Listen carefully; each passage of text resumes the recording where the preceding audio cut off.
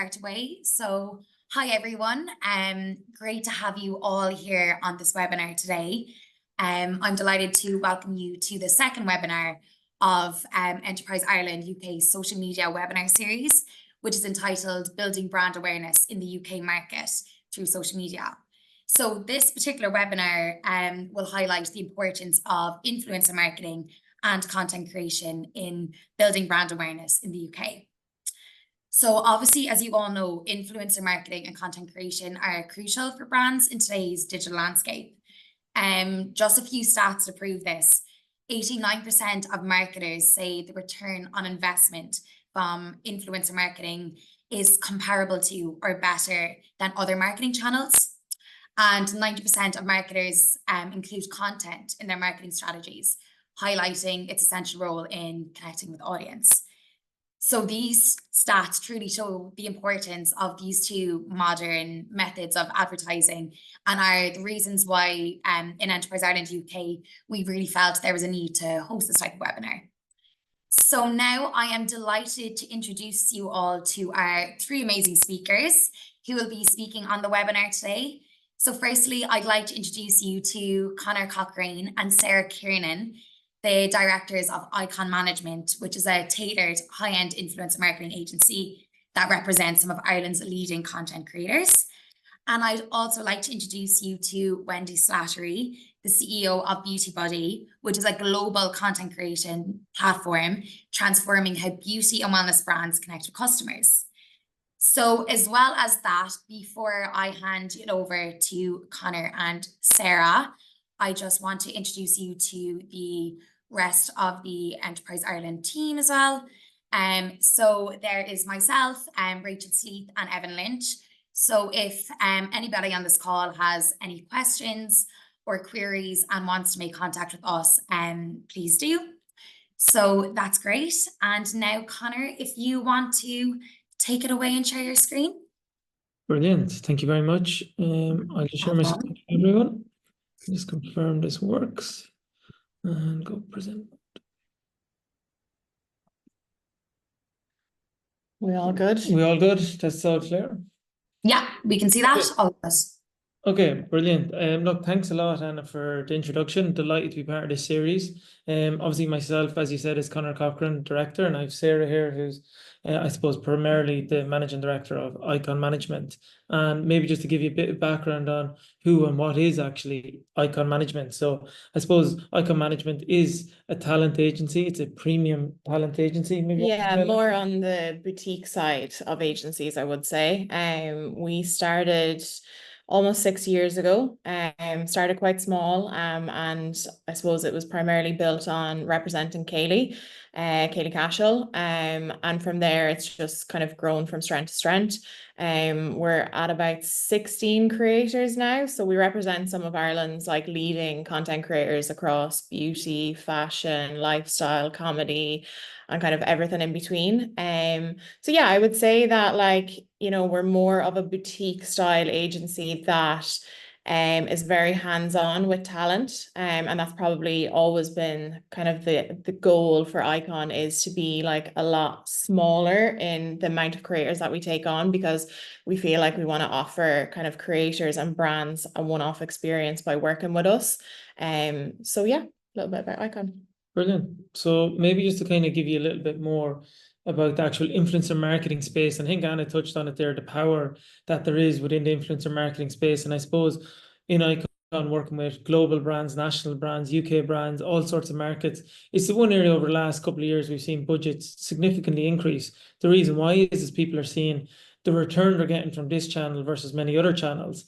And I suppose, like, people even start, well, where do you even start with influencer? What even is influencer marketing? And probably one of the first places to start is just, you're talking about an individual, a creator online who has a significant audience number. And that audience is really a trusted audience of that person. in that you're talking, that could be 100,000, 1 million followers, etc. There's different types of creators. And I suppose that's what people then, brands obviously want to do, is pay to reach that audience. Yeah, I think like it's evolved over the last several years. So like when we think of influencers now, they come in all different sizes. So like when influencer marketing, I suppose, first started, you had this surge of, you know, creators who got massive followings all of a sudden and there was very few of them, whereas now we have nano creators, micro creators, we have macro creators, and then we have even bigger than macro. So there's all different size of creators and influencers. And I suppose it's actually great to see how it has transformed, because it means that there's something for every business, no matter what size. So that's something that I definitely say that, like, you know, don't be afraid of influencer marketing, because there's, you know, whatever budget you have, there's creators out there that are going to work for whatever budget you have.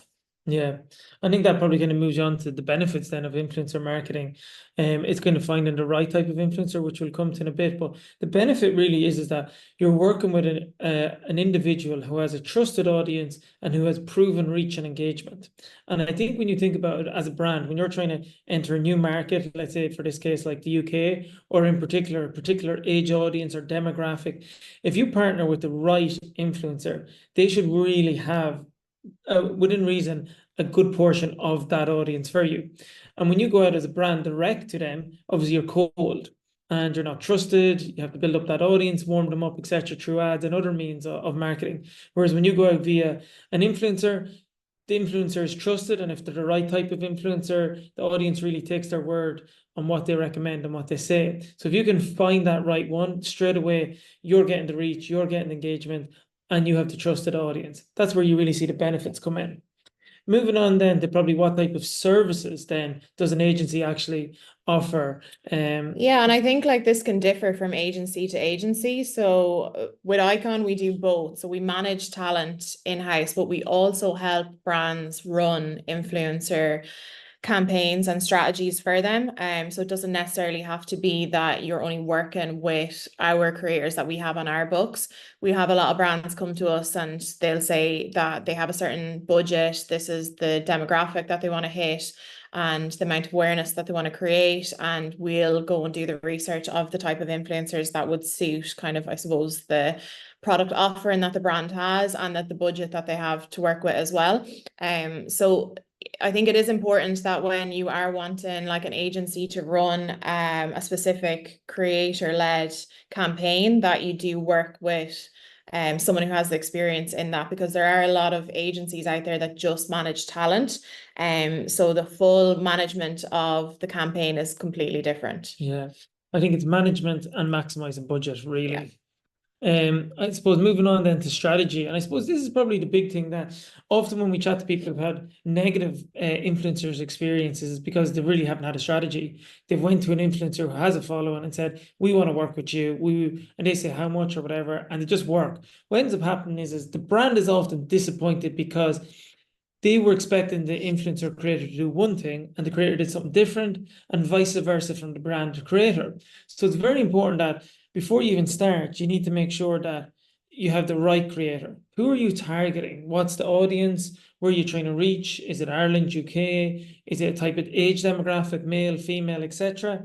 Then you're obviously looking at what is the platform to use. Is that the right platform for your brand? Does it fit in there? Then the type of content, you know, the day, the time, etc. And also, like, you know, what are you trying to do? Are you trying to reach a certain like audience? Are you trying to convert a certain audience? And based on that, what sort of influencers and creators should you work with, where their skills are best utilized? Because there's some creators, as I'm sure you all know, that when you go onto their page, you know, you're getting the best deals and the best brands. And then there's other creators who are more general and are not like hard selling products to you and are more creating an awareness of the brand. So it's really important to pick the creator based on what the overall objective is. Yeah.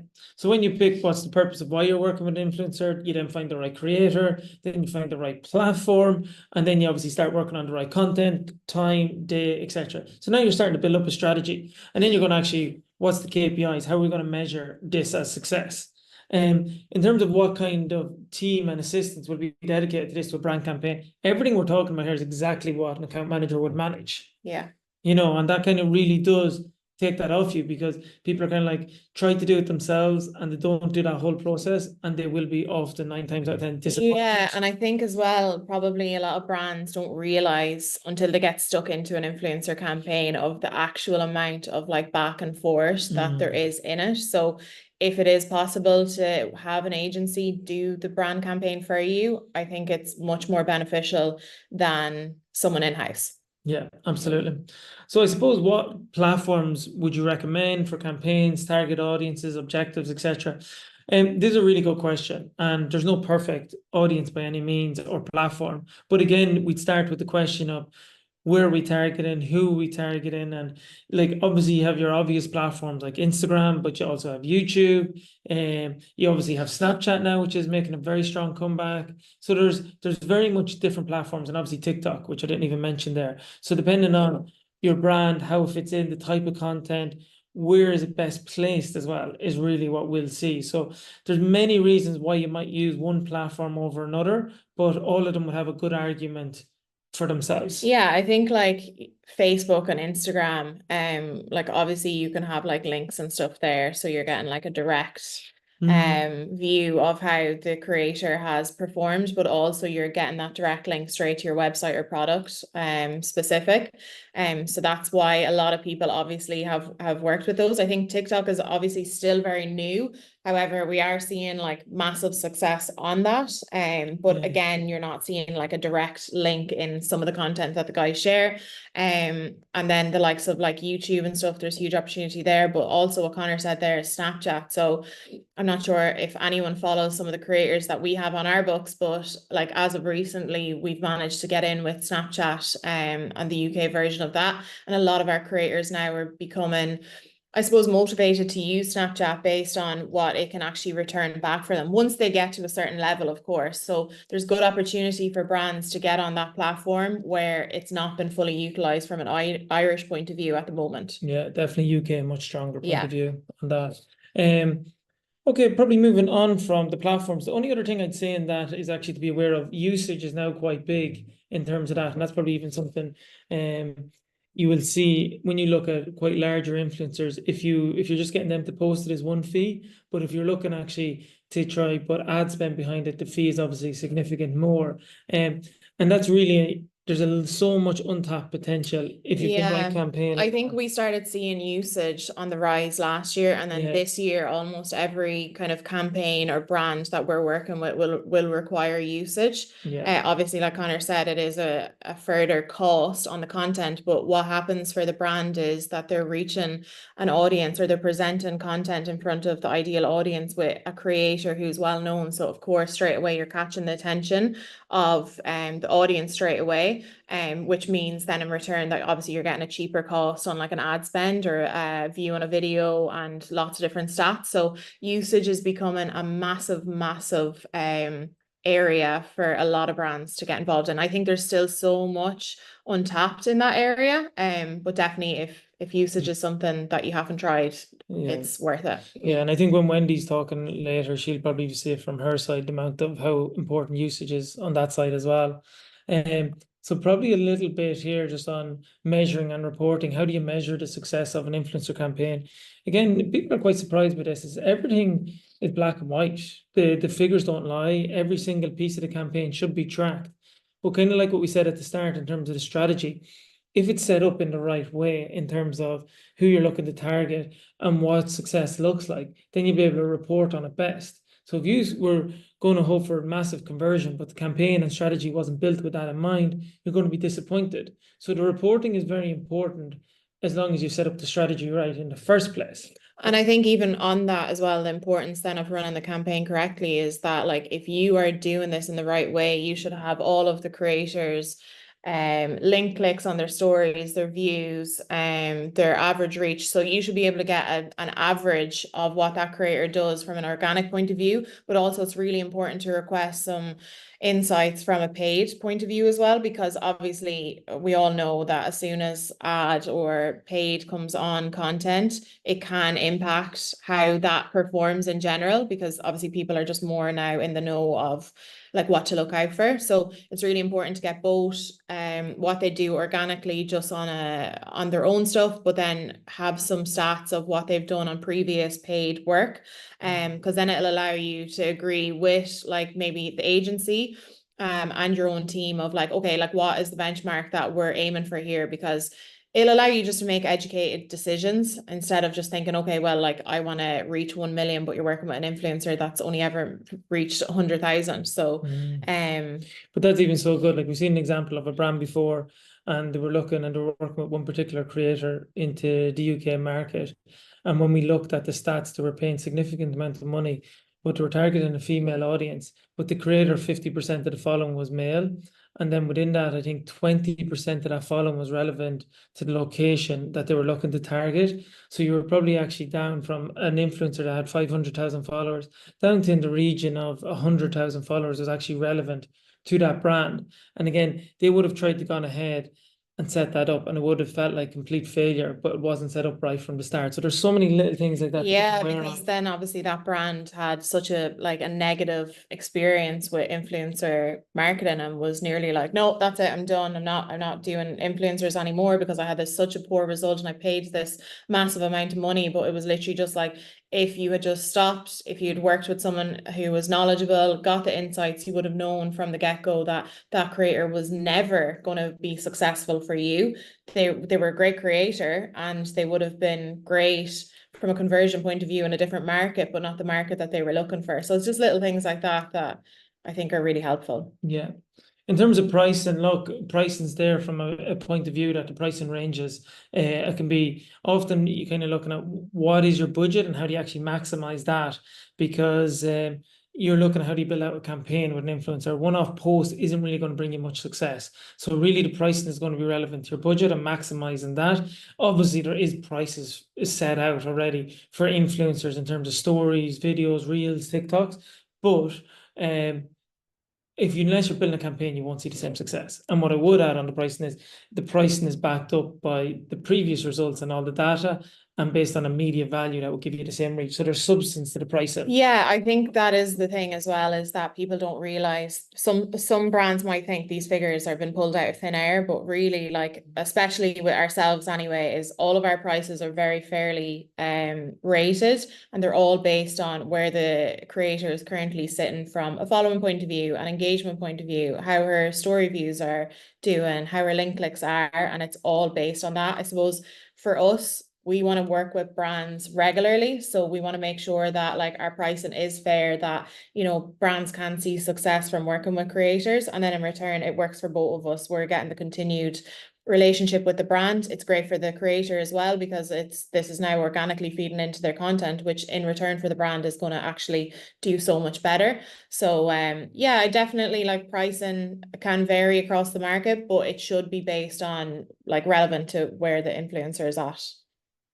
So just to kind of onto our last point here is probably more given like a case study, an example of a brand that has been successful, not just in Ireland, but moving a brand from Ireland into the UK. There was one particular brand we were working with, a fashion brand, very dominant in the Irish market in particular. They were starting to enter the UK market from an online perspective.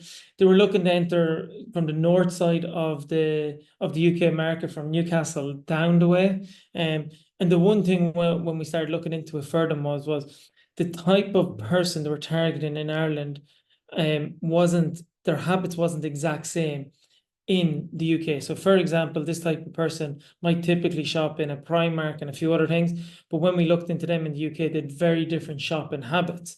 So it was very important then when we actually went to source an influencer that they had to be really relatable to the market in the UK, but more importantly, localized influencers. So how could we zone in a region like Newcastle? Who is the top 5, 6, 10 people in that region, from micro up to macro influencer? How could we partner with them? How could we build a really strong campaign, education piece, quality of the brand?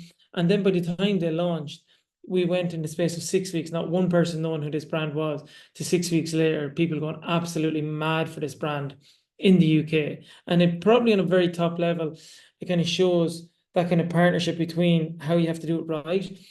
Icon has partnered with HLD Talent. Maybe just to give a line on that, Sarah, what that means for the Ireland UK partnership piece. Yeah, so I suppose like obviously a lot of our creators are all of our creators are Irish, and I suppose the goal for a lot of Irish creators is to get into the UK market. We are quite lucky that we have great relationships with like some international brands, and it does allow us to get into the UK a lot easier. However, there's just so much to be said for having like an on the ground support agency over there. So myself and HLD, we're kind of chatting about this over the last like 6 months on a partnership between the two of us where, you know, our creators can enter the UK market, but they can have trusted people there that will be able to advise us on just different things. Culturally, it's different, rates are different, like what brands should and shouldn't you work with if you want to like establish yourself in the UK. So by linking up with Hannah and HLD, it allows us now to get linked up with different brands that we possibly never would have had the opportunity to even present to. And like you have to remember, obviously, like our creators are Irish, but a lot of our creators have a huge UK following. So we weren't getting to utilize that market fully. And I think now with the partnership with HLD, it just allows that integration so much easier. And already it's proven to be massive success. And a lot more brands that we're getting the opportunity to work with. So yeah, I think like even from a brand point of view, I think it's a good opportunity when to work with someone like ourselves that is linked to someone in the UK that are a trusted partner, that if you are entering or wanting to go to specific markets, that we have someone there that can say, these creators are great from this. I've the experience of working with them, like firsthand results that working with different brands. So even like what podcasts to get onto and all that, like they really are helping bring that Irish brand into the UK market because it's kind of knitting together very, very well. But maybe that's kind of a very top level. I hope maybe people can maybe get something from in terms of what is influencer marketing, where to start with a strategy, how to measure it, an example of how a brand has been successful going over. So I'm not sure if the questions are now or after Wendy's, but we'll hand it back to Anna from here. Thanks, guys. Great. Thanks so much, Conor and Sarah. And I just put in the chat box there to any of the attendees. If you have any questions, just please pop them in the Q&A box and we will discuss the questions at the Q&A section at the end. Okay. Perfect. So great. So now on to Wendy from Beauty Buddy.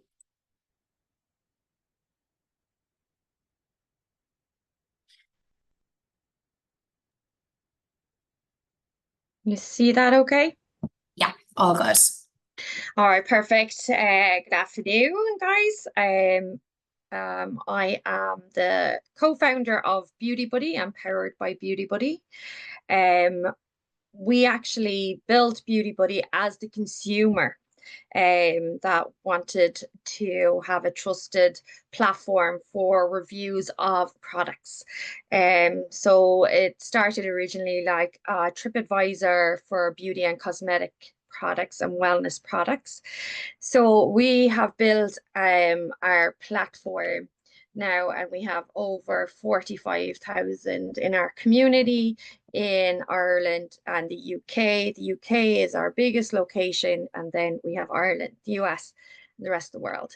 So people that are using our app are actually uploading their own video content.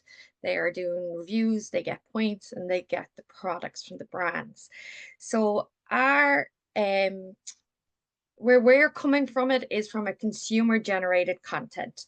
You absolutely, as Conor and Sarah were talking, you really need a strategy. Like, so it's about being able to reach your target audience. For us, it was about brands being able to reach me that have made a product for me. And that's what I wanted. And in return for a brand being able to give me a product, I would mention them on social media and I would tell my friends about them, good or bad, and not scripted. Nobody was telling people what to say or what to do. It's just natural, authentic, consumer generated content. Where with the influencer side, it's definitely more polished. It is not scripted, but as a brand, you get to tell them, you know, what message you'd like to get across. And it works so well together. the influencer market and the consumer generated content market. You might have one influencer and 100 consumers all at the same time talking about you and your product. Now, when it comes to the content side of it, I'll just show you here now. So for brands, what we do is it's like we target it, or you have content at scale. So we know the struggles because we've worked with so many brands now. We know the struggle for the smaller marketing teams to create the content for all the platforms that are out there. So we have a service that's called continuous content, where you can have like a minimum of 20 products going out every month, and you just have content coming in, people talking about you on social media. And also our community gives you the rights to the content. So you can edit it, you can cut it, you can add it to your website, and everything that goes with that. So you have the rights to the content. And 92%, as you can see there, of consumers trust recommendations from their friends and family over, forms of advertising. So the influencer marketing, whether it's the consumer or the influencer, is just such a really powerful market. And you can see there, there's a conversion increase on each web shopping when you have UGC present, which is consumer generated content. So some of our brands are now adding the content to the review. So you have the written review back from us, and you also have the content, and you can like read me or watch me. So somebody sees somebody who looks like them, and that's the thing. So people, like watching, as we all know, with the rise of all the different platforms and how well the beauty and wellness and all the different products are doing across all the different mediums. And the return on investment, as you can see it there, the time on sites can go up by 90%, and conversions can go up by 29%. Just by having a video, and it doesn't even have to have the words. People just want to see people using the product that maybe look like them. They're, as well as the influencer, it's just the authentic consumer in their, in their own environment, speaking how they would normally speak, and being really honest. And the only thing we ever say to our community is that, you just need to be honest, and your review has to help the next person that's watching. So the content can't be, malicious. It can just go, I didn't like that product because, and in fairness to most brands, they're actually more interested in the reviews that might have that kind of feedback, because they're always looking to improve. So I would not be afraid of the consumer generated market, because it just creates such an awareness that backs up any launches, or if you're doing anything, or you can just have a continuous one, so you don't have to even think about content every single month. And that can be something that just takes your mind off it. So I'll just give you a few more stats, because I love a few stats myself. So as you can see, we have the peer recommendation and the thing. So it's 12 times more engagement than any other type of content, user generated content.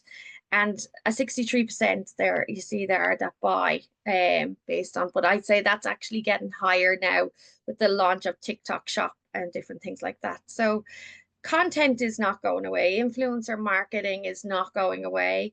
You just, as Conor and Sarah said, you need the right strategy. You need to decide what it is you want, and as I said, you could have one influencer and 100 people speaking about you, or 1,000 people speaking about your products, or whatever your budget allows you to have other content that you can edit and share on your website.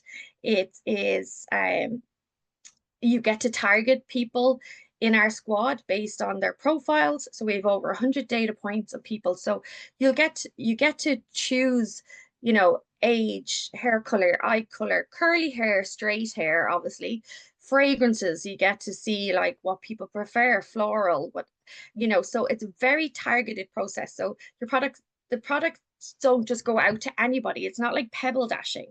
It's like, as with the influencer marketing, it's very targeted. It has to be targeted. So your product should be arriving into the hands of somebody that you've actually built it for. And that is where you see the magic happen, because the person that gets it really loves it. Because you will find a lot of reviews online, and a lot of negative reviews are usually when somebody's using a product that wasn't built for them. And we see that a lot with content. So we have, I suppose, in our community, I have a case study here from one of the brands we worked for. And as you can see, it was like 94 participants, and it was over, 330 posts, a reach of over, nearly 300,000 interactions and likes. And that was, from a cost point, could be the same price as one influencer. So you can absolutely mix and match on your strategy with, the user generated content, and all the different kind of results that you're looking for. But I think when we talk about content, it's being able to have the massive amount of content that people require now, that you can just churn it, you can edit, and you can share it on your social platforms and your website, and you can create ads with it. And people don't need the headache of that every single month. And that's where services like consumer generated content come into play, to take that headache away from people. And the services like that just even do all the posting and the shipping and everything, so you don't have to worry about any of that, and the product's getting into the right hands. So it's very this market is, as I said, it's not going away, it's not changing. It's, if anything, it's getting it will continue to grow. We just on that as well, the AI influencer is something that I wanted to touch on as well, because we are seeing that coming in. It's where the AI influencers have started, and are doing really, really well in the Chinese market at the moment.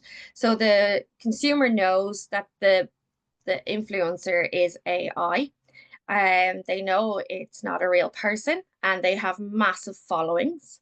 It is something that brands are getting on board with. It's not replacing the person that tries and tests the products, or does it get ready with me, or it works with the products. It's not replacing them. What it is, it means the brand is on 24/7 about their products, talking about their products, talking about the ingredients, talking about why people should use it. So it's more of an education AI. And I suppose I just want people to be aware that this is something that is coming. And I don't know, Conor and Sarah have seen that as well.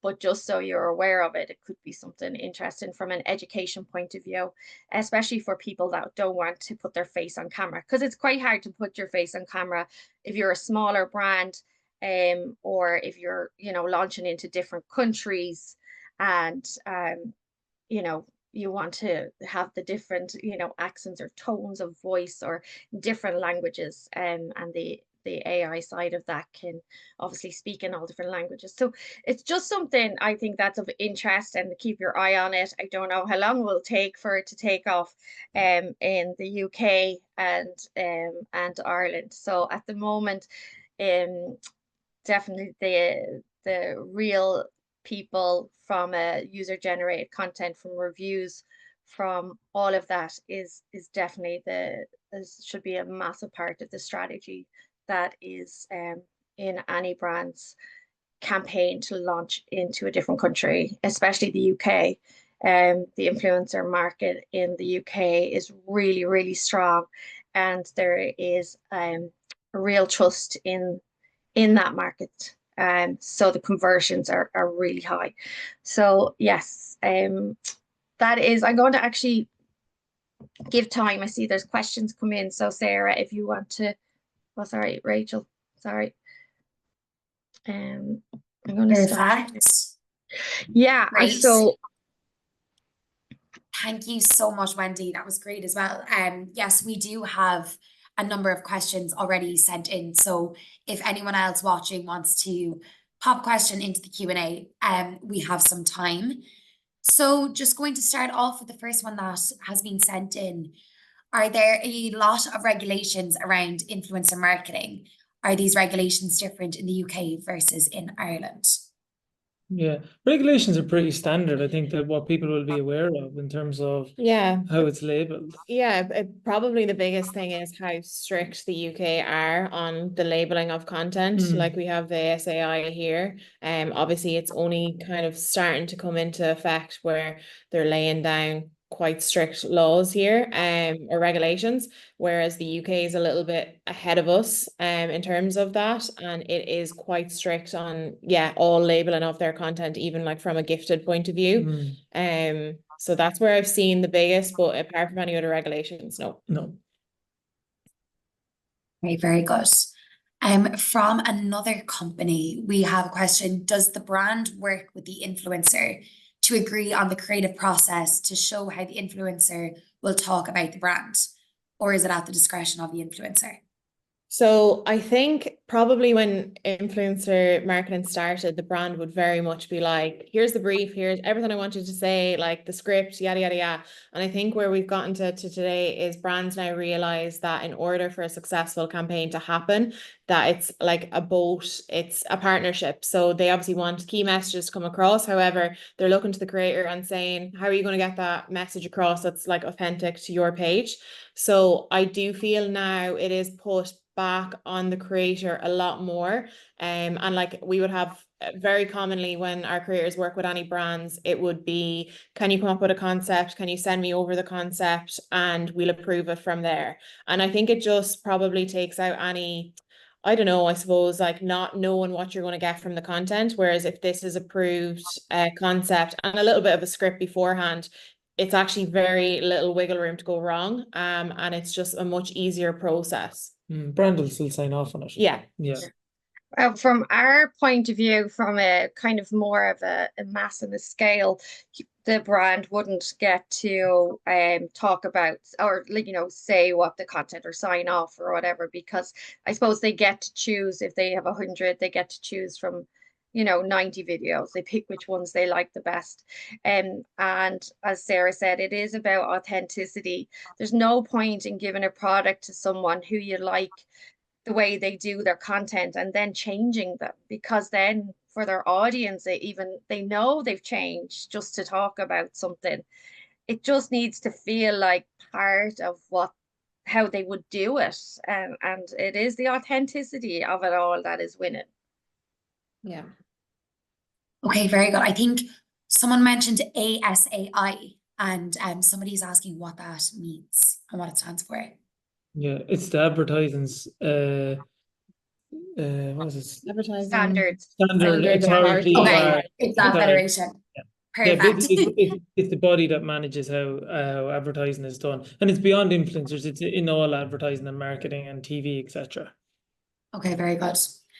Another company asked, for the UK in particular, how do you ensure the content created resonates with the UK audience?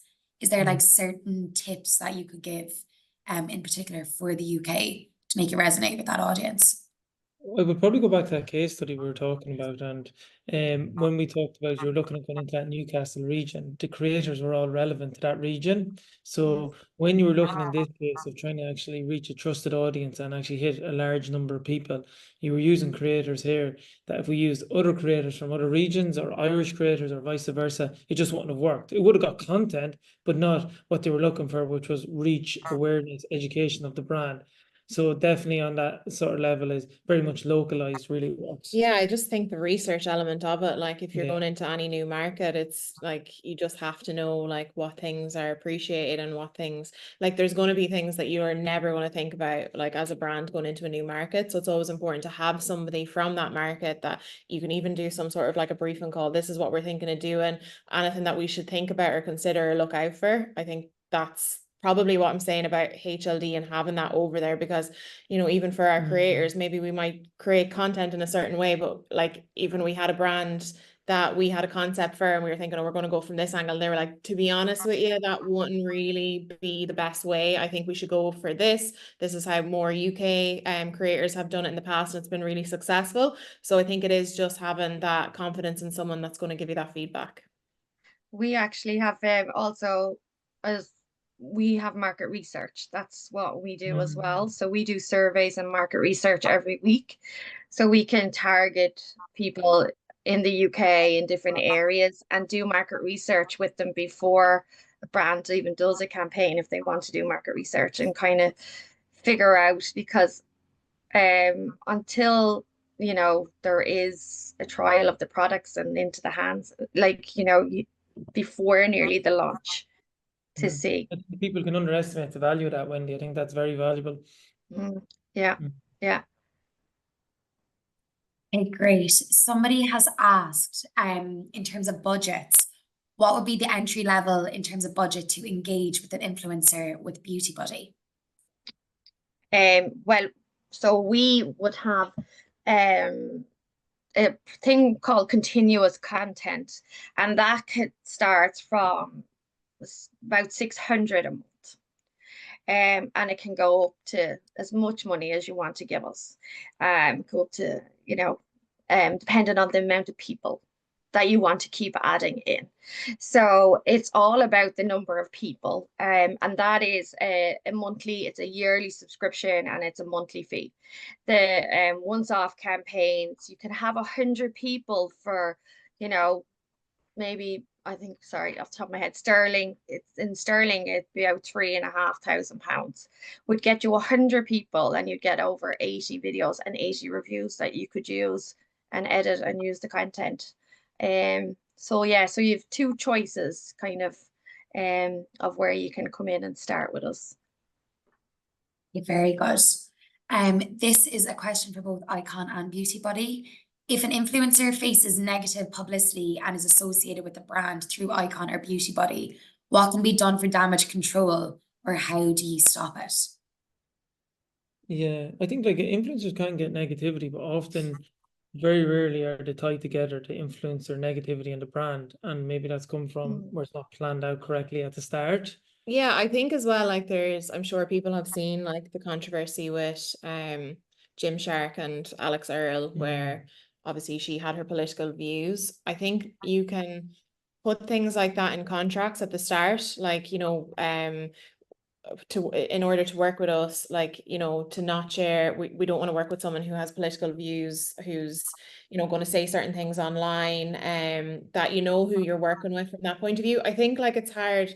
Obviously, we know that creators do get a lot of negativity. It's just in the nature of the game.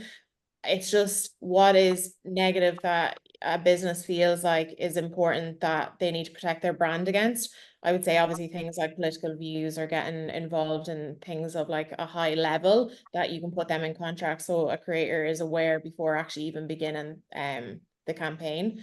I'd like to try and think that you would get that sorted before even working with the creator, rather than being on the other end where something has happened. So like them sort of things would always be in our contracts, that while working with this brand over this period of time, like stay away from this and this. Yeah, I suppose for us, it's more kind of, I suppose, for Conor and Sarah, because the people they're working with have the bigger followings, like the kind of way that would make the news and make for the different levels that we would have. The thing about it is it's usually after they don't, as Sarah said, don't associate it with the product. So if they've done a review on a product or a get ready with me, it's and they afterwards say something, it's very rarely it kind of reflects on the brand that they talked about last week, if you know what I mean. It's more a reflection on them.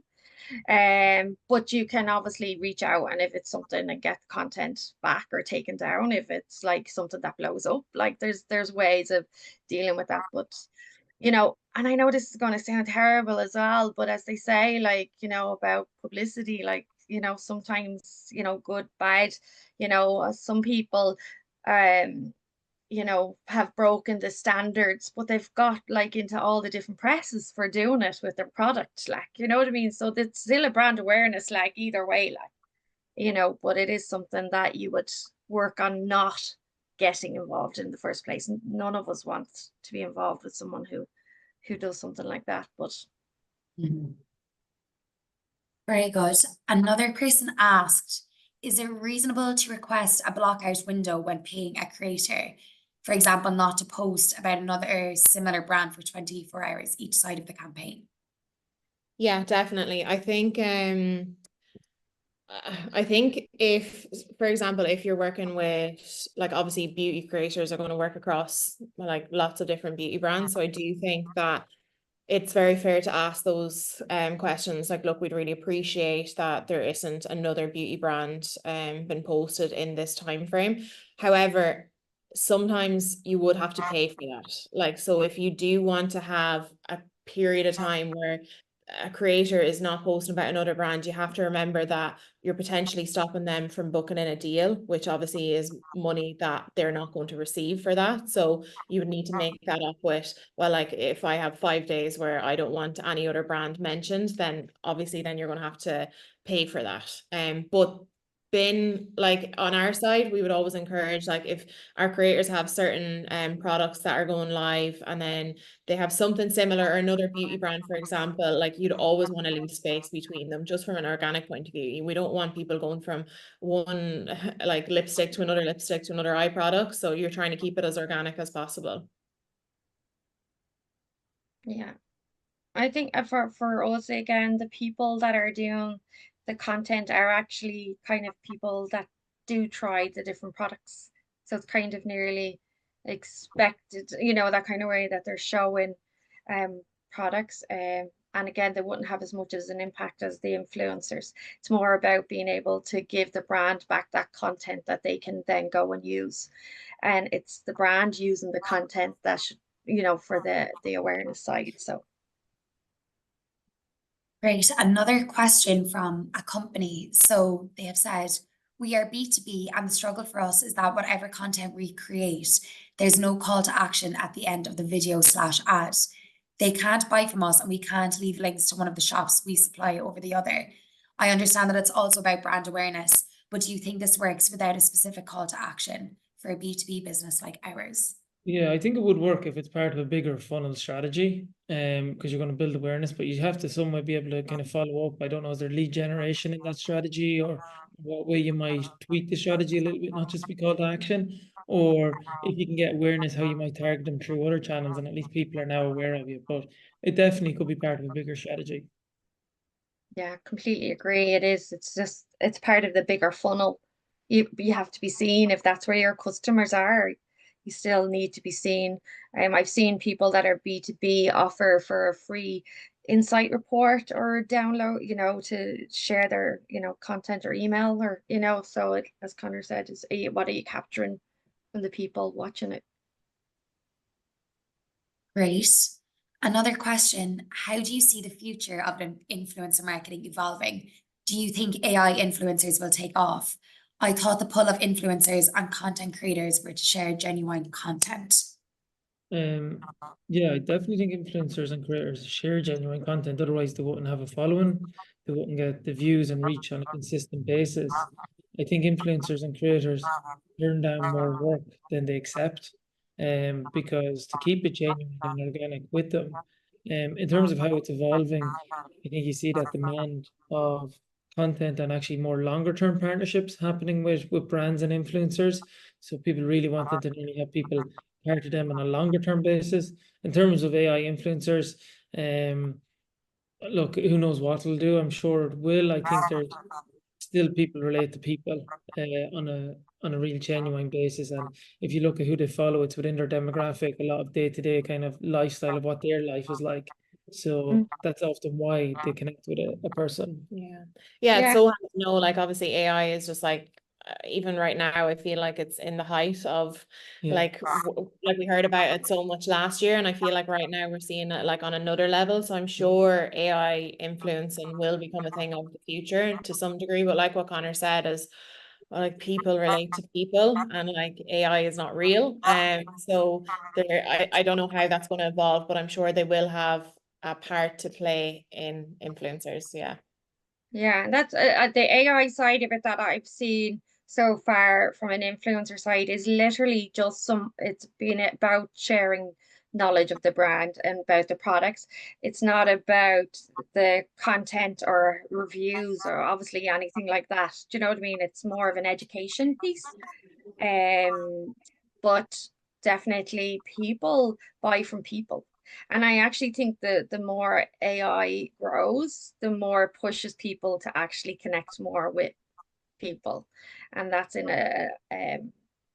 person and following.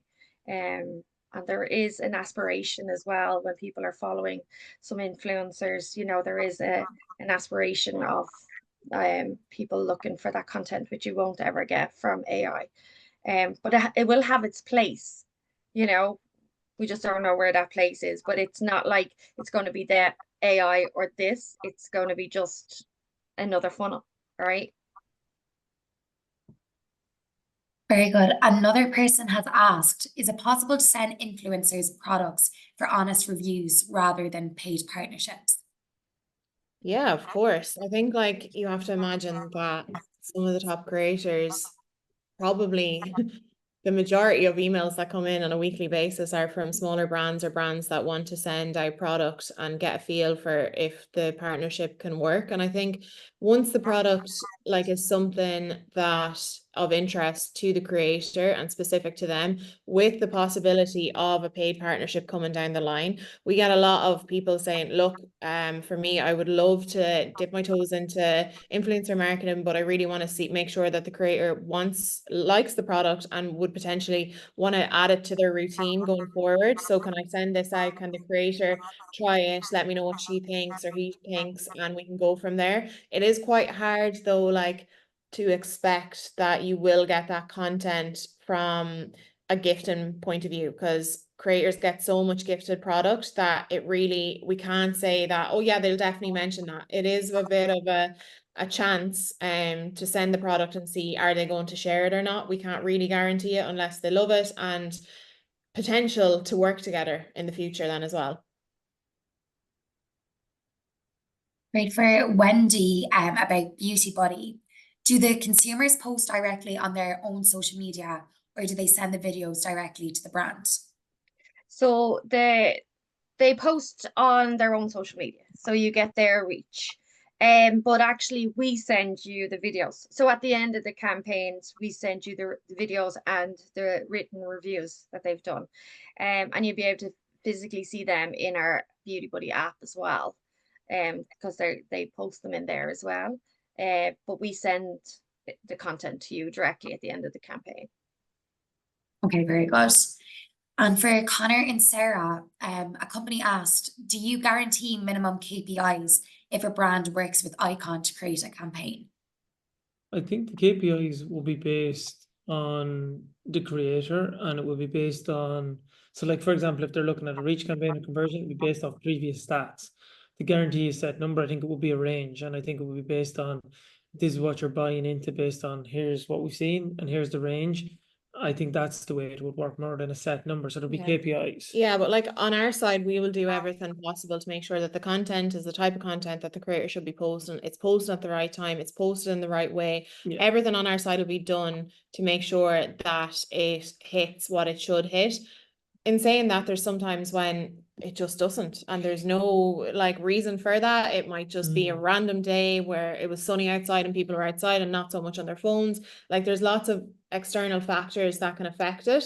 But of course, like, if you are working with someone and like their reach and everything was massively below where the average should have been, I do think that we would be quite good on our side to be like, look, we obviously recognize that, like, based on the stats we provided, we're a little bit lower than that. And a lot of the time on my side, I would very much be encouraging the creator to say, well, like, look, is there an extra set of stories that we can do there? Or is there another mention that you can do in a video, just to make sure that we're showing the brand that, no, like, we can recognize that, it didn't perform to where we thought it would.